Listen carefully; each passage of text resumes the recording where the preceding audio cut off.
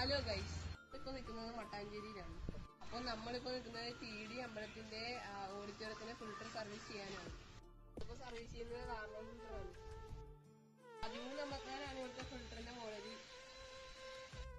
1887 പണിത ചരിത്ര പ്രാധാന്യമുള്ള TD എൽപിസി നിർമ്മാണത്തിൽ